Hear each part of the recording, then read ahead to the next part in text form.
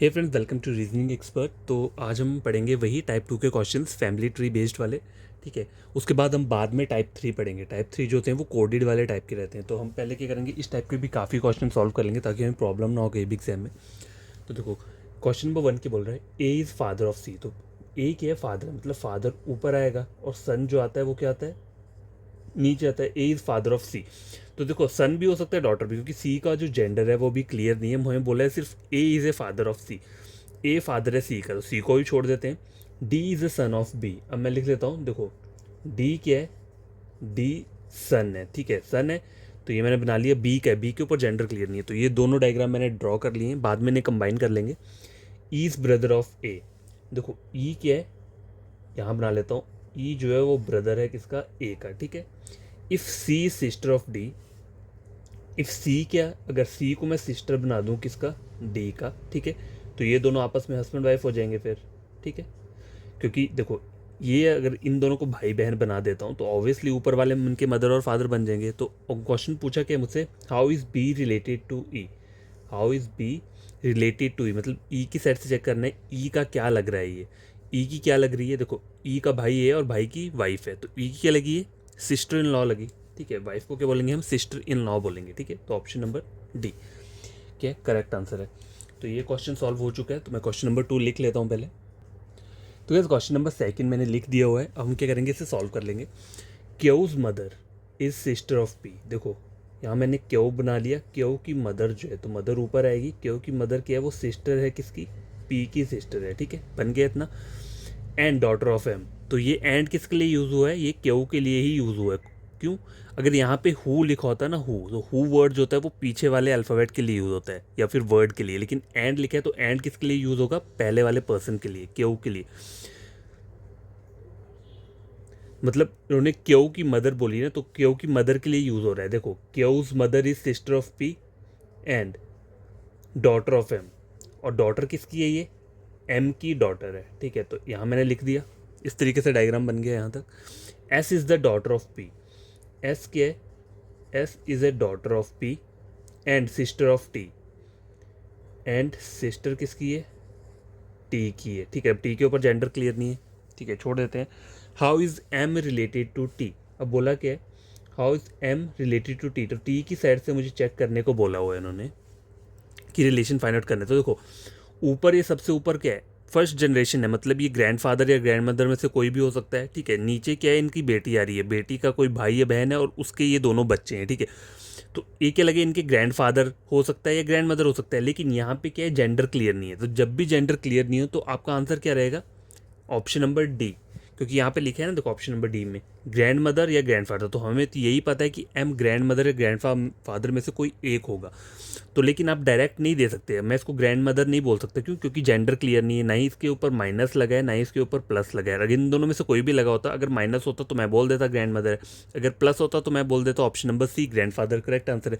लेकिन यहाँ पे कोई भी जेंडर क्लियर नहीं है। जब मैं यहाँ से रिलेशन को देख रहा हूँ तो कोई भी जेंडर नहीं दिख रहा है, तो मेरा ऑप्शन डी रहेगा, मतलब ग्रैंड मदर भी हो सकता है और ग्रैंड फादर भी हो सकता है। इसलिए मैंने ऑप्शन नंबर डी को क्या किया है, टिक किया है। ठीक है, तो नेक्स्ट क्वेश्चन लिख लेता हूँ मैं। तो फ्रेंड्स, हम करेंगे question number 3।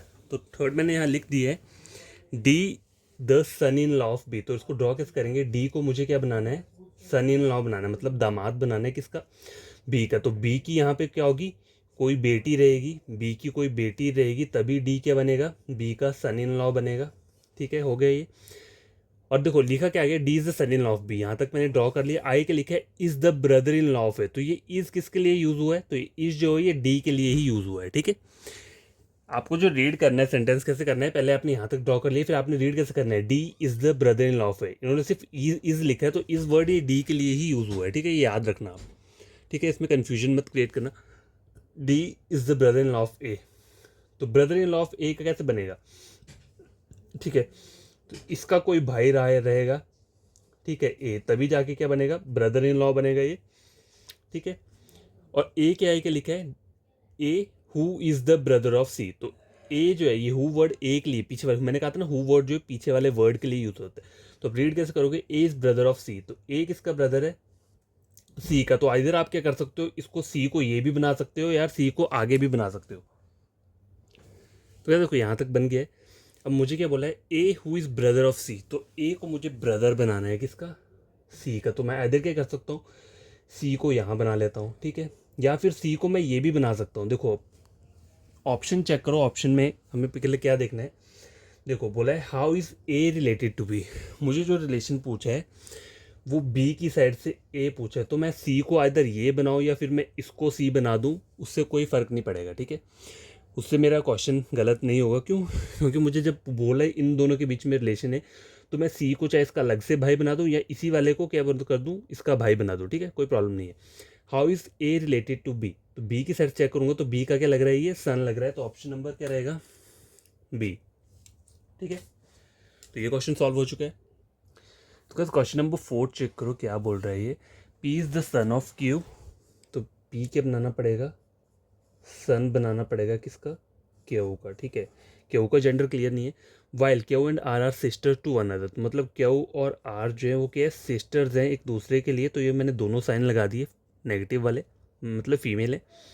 T is mother of R, ठीक है, टी क्या है, मदर है किसकी, आर की, तो क्यू की भी मदर हुई वो, ठीक है। If S is son of T, अगर मैं एस को क्या बना दूँ, सन बना देता हूँ टी का, तो एस आर का भी भाई हो जाएगा, क्यू का भी भाई हो जाएगा। मतलब एस जो है किसका भाई हो रहा है, आर और क्यू को, और एस के मैंने कर दिया यहाँ लिखा ना, if S is son of T, तो टी का सन मुझे नीचे बनाना पड़ेगा, तो मैंने बना दिया। Which of the following statement is correct, तो मुझे बताना है कि इन चारों में से कौन सा स्टेटमेंट ट्रू रहेगा। T is brother of Q, देखो टी ब्रदर यहाँ पे तो फीमेल है, तो ये तो कभी सही हो ही नहीं सकता। दूसरा S is cousin of P, ठीक है, देखो एस ऊपर है और पी नीचे है, तो कभी कज़न नहीं बन सकते। कज़न के लिए दोनों के दोनों यहाँ पे होने चाहिए सेम जनरेशन में। Q and S R sister, देखो क्यू और एस आर सिस्टर्स, तो ये भी गलत है। क्यों? क्योंकि एस जो है वो मेल पर्सन है। S is maternal uncle of P, तो देखो एस क्या है, मेटर्नल अंकल। देखो एस की ये मॉम है, मॉम का एक और सिस्टर है और उन सिस्टर का भाई है, तो क्यू का भी ये भाई लगा, तो मतलब पी का क्या लगा, ये मेटर्नल अंकल लगा, ठीक है। S is the maternal uncle of P, तो ऑप्शन नंबर डी जो रहेगा वो क्या रहेगा, करेक्ट आंसर रहेगा क्वेश्चन नंबर 4 का। तो गाइस क्वेश्चन नंबर 5 चेक करो, ये लास्ट वाला क्वेश्चन है आज का, ठीक है, क्योंकि टाइम नहीं था मेरे पास, तो मैं 5 क्वेश्चन ही लेकर आया हूँ, ठीक है। तो आप क्या करना है, इन क्वेश्चन को खुद से सॉल्व करना और मुझे बताना कि आपसे ये क्वेश्चन निकल रहे हैं नहीं निकल रहे हैं, ठीक है। तो देखो क्वेश्चन क्या है, तो गाइस देखो लास्ट क्वेश्चन है, तो इसे सॉल्व कर लेते हैं। बोला क्या है, A is brother of B, तो ए क्या बनाना है आपको, ए को मेल पर्सन बनाना है किसका, बी का, ठीक है, ब्रदर हो गया। B is brother of C, तो बी क्या है, बी किसका ब्रदर है, सी का ब्रदर है, ठीक है, ये हो गया। डी इज़ फादर ऑफ ए, अगर डी ए का फादर है तो फिर डी बी का ही फादर है और डी सी का ही फादर है। Based on these 3 statement which one of the following statement can not be definitely true, तो देखो क्वेश्चन चेक करो क्या बोला है, मुझे ट्रू वाला पिक नहीं करना है, मुझे पूछा है can not be definitely true, जो कि हमेशा कभी भी सही नहीं हो सकता। मतलब मेरे को जो फॉल्स वाला है, जो फॉल्स वाला रहेगा वही मेरा आंसर रहेगा, ठीक है। Can not be definitely true का मतलब क्या है, जो कि सही नहीं होना चाहिए, तो जो गलत वाला होगा इनमें से वही मेरा आंसर होगा। B is brother of A, तो बी इज़ ब्रदर ऑफ ए ये तो सही है, तो ये मेरा आंसर नहीं होगा। B is son of D, B is son of D, तो ये भी सही है, लेकिन ये मेरा आंसर नहीं होगा। A is brother of C, A is brother of C, ये भी सही है क्योंकि ए के ऊपर क्या है, मेल है, ठीक है, ये भी मेरा मतलब वैसे यहाँ पे डायग्राम के अकॉर्डिंग देखा जाए तो ए जो है ब्रदर लग रहा है सी का, लेकिन मुझे कौन सा वाला उठाना है जो डेफिनेटली गलत होगा, तो ऑप्शन नंबर डी बचेगा, यही हमारा आंसर होगा। देखो सी इज़ ब्रदर ऑफ ए, अब मैं ये कैसे बोल सकता हूँ कि सी जो है, सी इज़ ब्रदर, मैं इसको भाई कैसे बोल सकता हूँ, इसके ऊपर तो कोई भी जेंडर नहीं है, ना ही इसके ऊपर प्लस है ना ही उसके ऊपर माइनस है, ठीक है। तो इसको नहीं मैं बोल सकता कि C is the brother of A या फिर C is the brother of C is the brother of B. मैं ये भी नहीं बोल सकता कि C is the son of D या फिर C is the daughter of D, क्योंकि सी के ऊपर कोई भी जेंडर दिया ही नहीं है। तो इसके ऊपर जेंडर होता तो मैं मान लेता, इसके ऊपर कोई जेंडर नहीं है, तो ये वाला स्टेटमेंट क्या है मेरा, डेफिनेटली क्या है, ट्रू नहीं है, तो यही वाला आंसर क्या रहेगा मेरा, ऑप्शन मेरा आंसर रहेगा, ठीक है। इस टाइप के क्वेश्चन भी एग्जाम में आ जाते हैं, तो कंफ्यूज नहीं होना है। Can not be definitely true का मतलब क्या है, मतलब वो ट्रू नहीं होना चाहिए आपका, इनमें से जो भी फॉल्स रहेगा, जो आपकी स्टेटमेंट को गलत कर रहा होगा वही आपका क्या रहेगा, आंसर रहेगा, ठीक है। तो इसमें ये ऑप्शन नंबर डी है जो हमारी स्टेटमेंट को गलत कर रहा है। सी is the brother of A, तो यहाँ पे सी के ऊपर जेंडर नहीं है, तो मैं नहीं बोल सकता कि सी ब्रदर है, इधर वो सिस्टर भी हो सकता है, ठीक है। तो ये क्वेश्चन सॉल्व हो चुके हैं। 5 क्वेश्चन आपको करना है कि आपको ये खुद से सॉल्व करने हैं, और कोई प्रॉब्लम आएगी तो आप कमेंट बॉक्स में कमेंट कर देना कि हमें समझ में नहीं आ रहा, तो मैं फिर से एक और वीडियो लेकर आऊँगा।